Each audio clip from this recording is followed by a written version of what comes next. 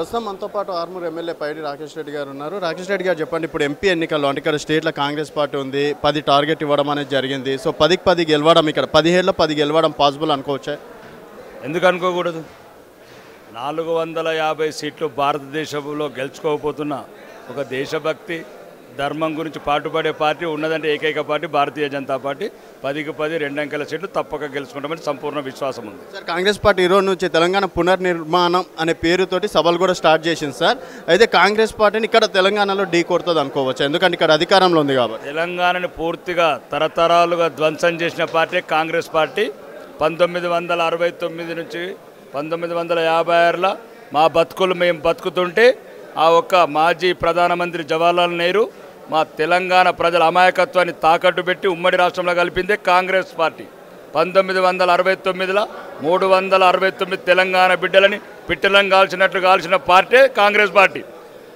కాల్పులు తుపాకీ సప్పుళ్లతో మొత్తం తెలంగాణని అల్లకల్లోలం చేసిన పార్టీ, మా యువకులను చంపిన పార్టీ కాంగ్రెస్ పార్టీ.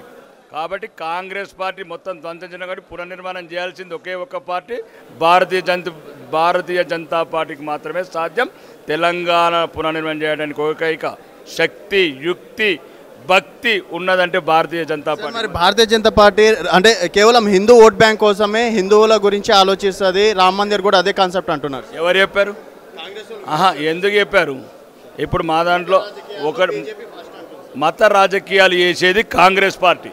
ఈరోజు అస్సాం నుంచి బయలుదేరిన రాహుల్ ఖాన్, నాట్ రాహుల్ గాంధీ, రాహుల్ ఖాన్, ఒకవేళ జోడో న్యాయయాత్ర వేయాలనుకుంటే రాహుల్జీ కాశ్మీర్ నుంచి వేయు.